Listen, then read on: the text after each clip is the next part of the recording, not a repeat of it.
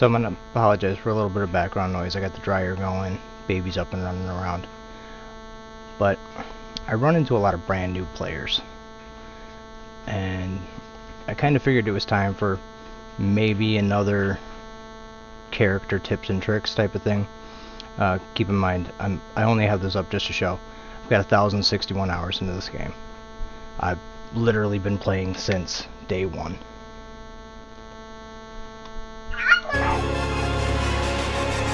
And I'll get rid of game audio here in a moment, just so you can hear me just a little bit better when I go through all the different characters and kind of like suggestions for people just starting out.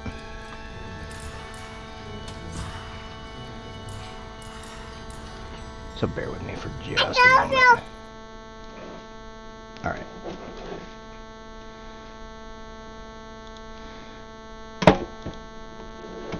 Easy, buddy. Easy. So like I said, I'm going to apologize for a little bit of background noise. Decided to do this out of nowhere. So, for anybody starting out that is just beginning in this game, kind of think of it almost like a seek and destroy. You know, you want to not be noisy until the enemy's right there. The enemy has found you. Which means classes like these that can load in with a gun, like Amanda here. Once you get her leveled up, she comes in with her pistol. Do not shoot until you're found. Don't get into a car until you're found. Because this just immediately lets the demon know, hey, here I am. I haven't had the time to hunt for anything. I don't have good weapons yet. I don't have healing items. I may or may not have anything other than a pistol. So you really want to make sure for everyone, with the exception of a few characters, the first thing you do is find a decent melee weapon, so that as you come against the AIs, you can hit them with the melees and save your bullets. For hunter class characters, you burn through ammunition so quick. You know, and hunters, grab every ammo type you can find. If nobody's around you, grab whatever. And the same goes for everybody else. If you notice your hunter character is using long gun, grab a different weapon. You know, don't pick up another double barrel. Don't pick up another shotgun. You know, grab a pistol. Grab a nail gun. You know, something that will automatically pick up another ammo type. That way, when you get to the end stage and you are at the Dark Ones, let's say you're somebody like me who loves to play warrior, I will pick up a purple weapon, a blue weapon that is different than what the hunter is carrying. That way, when we get to the end stage, I can drop. And if people have been watching the videos, you will see me go into my inventory. I will drop my weapon. I will drop every type of ammo that I've got. And I will mark it and go back to defending the book. That way, when their primary runs out and there's nothing else around, they can go to that other weapon, grab it, and keep defending the book. There are certain characters that spawn in with weapons. Amanda will spawn in with her pistol. Now this is the key thing. Once she's leveled up, you're going to see right here, start the match with a pistol. So for people who love to shoot, it's good. That way she can start grabbing the ammo immediately, but at the same time, get your melee weapon. That way you have less of a chance of being found. And then for people who like melee, there are two other characters that spawn in with a weapon. Leader Ash will spawn in with his chainsaw once he is leveled up. And once he's leveled up right here, bam, start the match with the chainsaw, and that's what he's got his mastery in. The other one that will start with a weapon is Arthur. Arthur will start with his sword, bless you buddy, once he's leveled up, which does benefit him.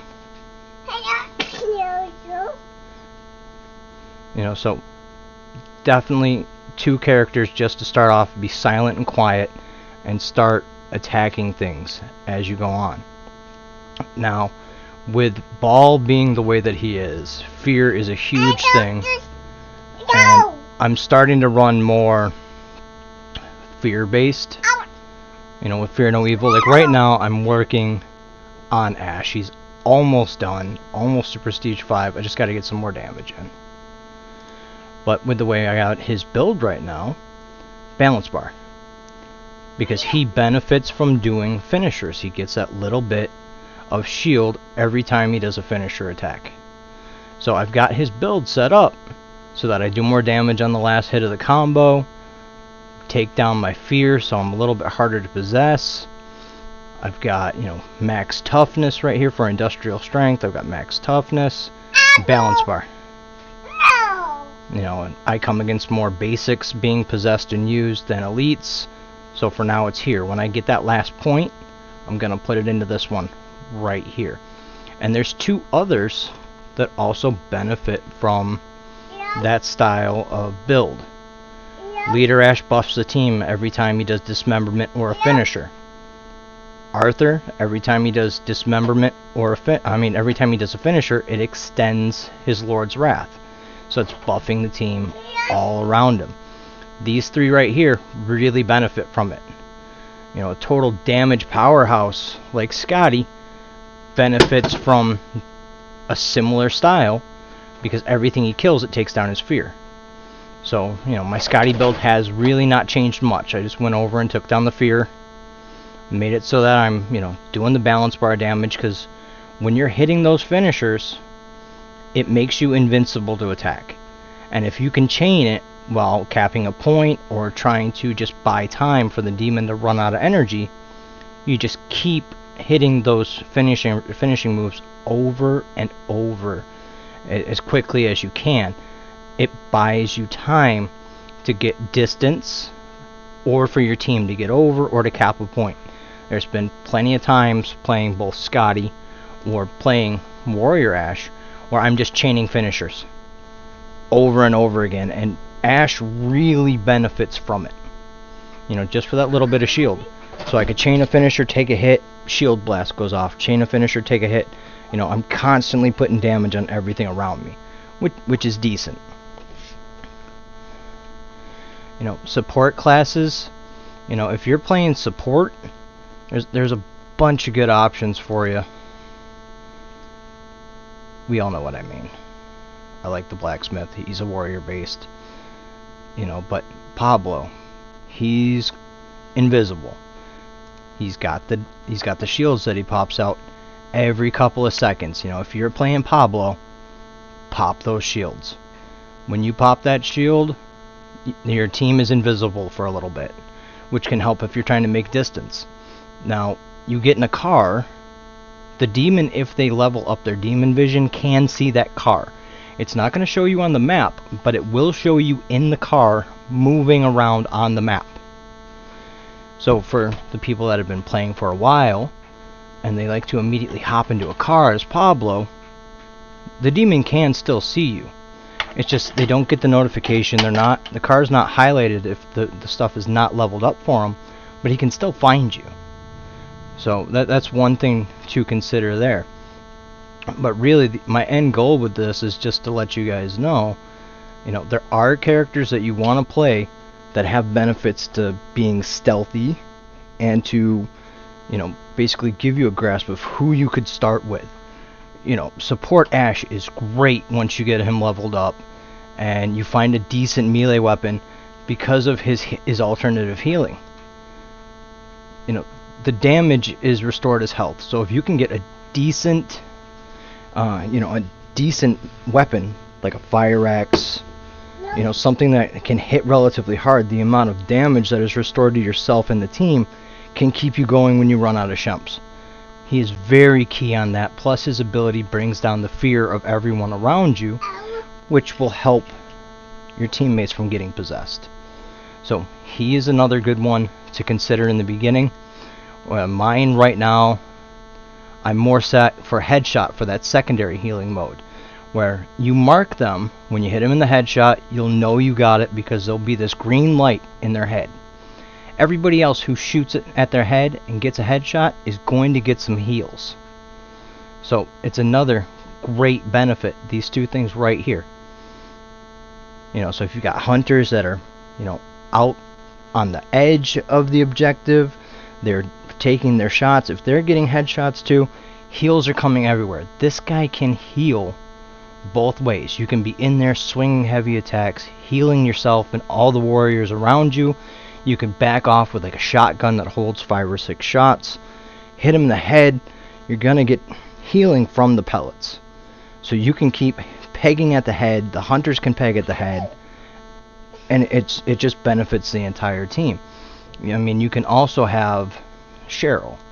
Cheryl's a beast in her own, especially with her area healing. You know, she puts down her thing right there. She puts down that, bam.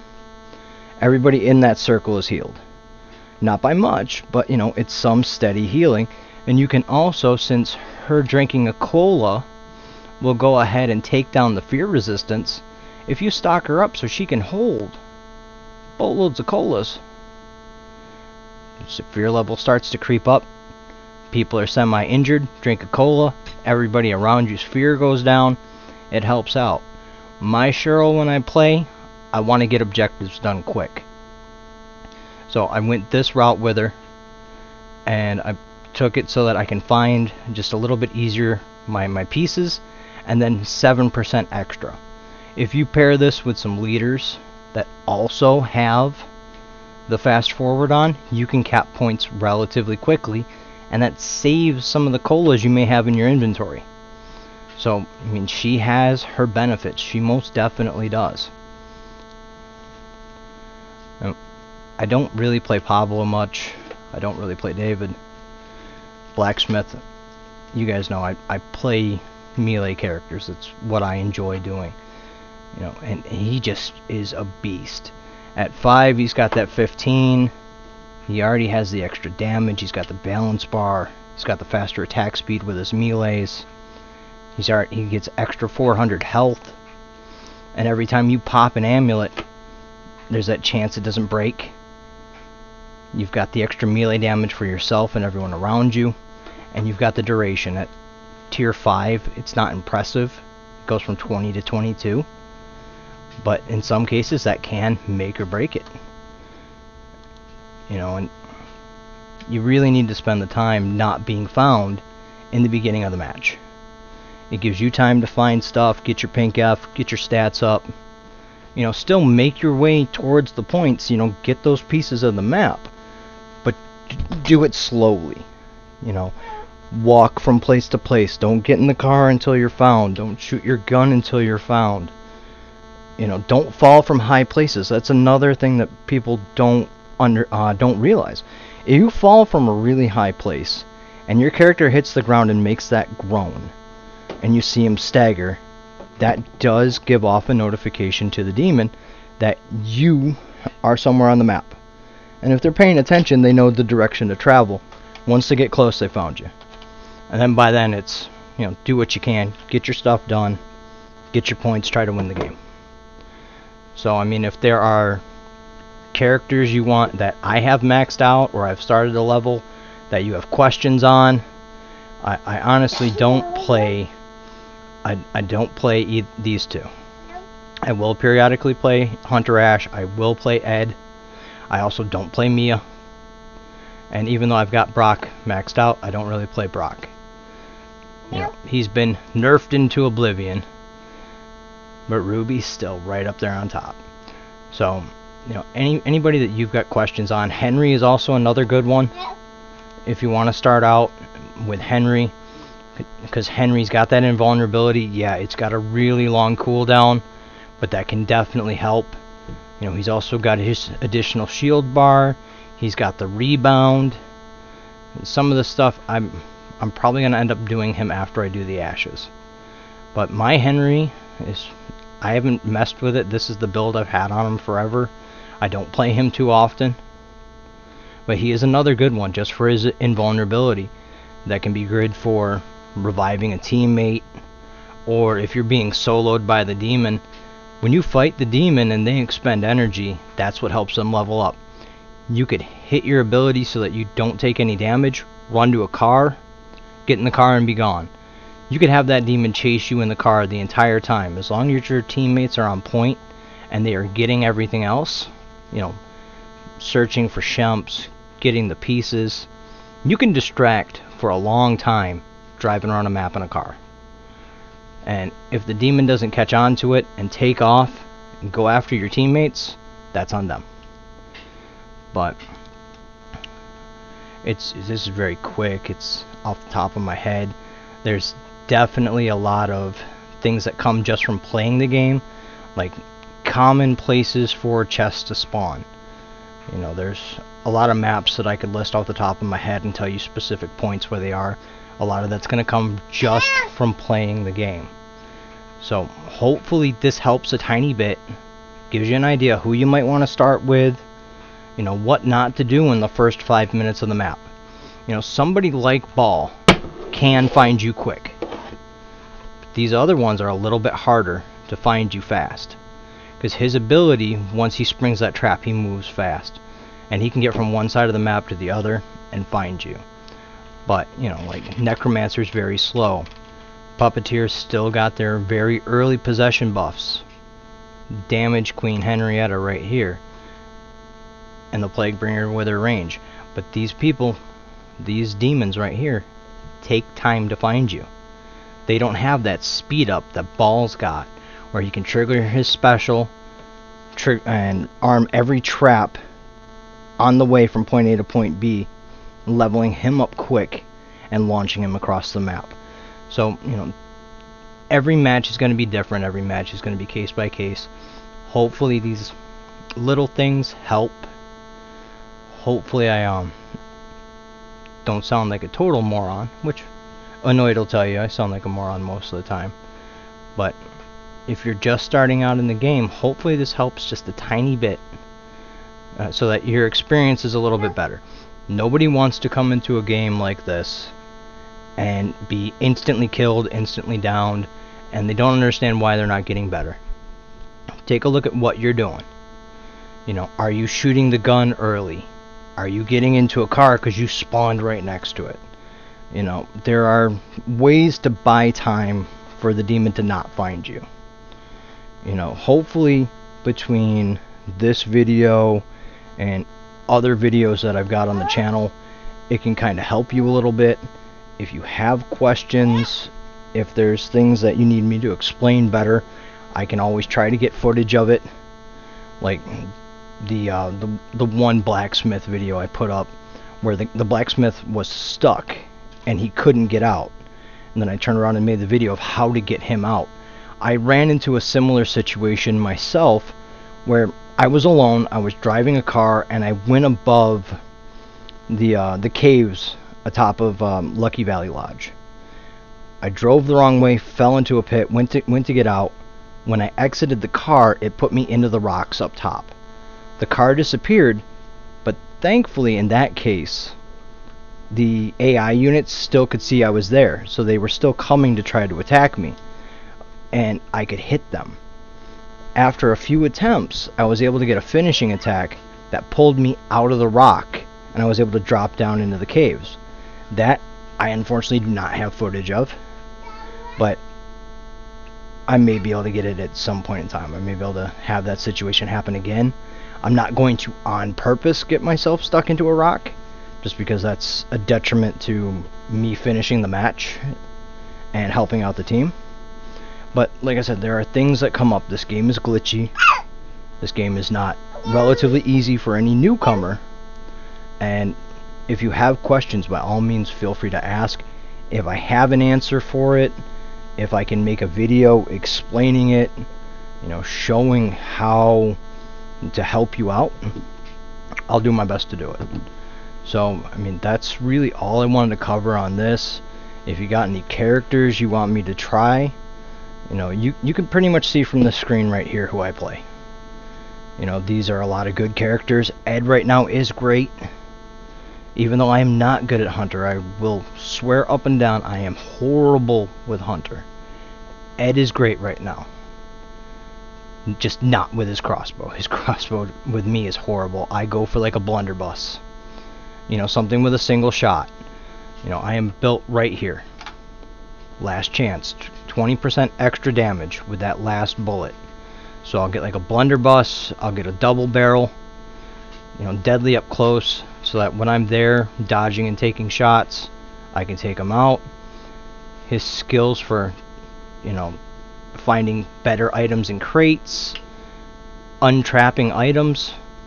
You know, if you pair him with like a ruby and the cooldown goes down a bit, you stop ball. You know, you can just go through an entire dagger area or a pages area, just run around and stop those traps right there for a bit. You know, just buy time. I like to, at the beginning, before it's even started, run around that entire section with that light on. That way they're blocked in the beginning, and by the time they come off, hopefully I'm off cooldown, I can run around again, and that stops a different issue, but we're not going to really go into it. So, like I said, if you have questions, by all means, put it in the comments. If I can answer it, I will. You know, if anything I can do to help to make this dead game last a little bit longer for all of us that are still, you know, here trying to play it, that's what I'm looking to do. So, you know, thank everybody for your time. You know, internet's back fixed, things are back to normal. Hopefully videos will start coming up again. It's case by case, you know, I try and upload as I can.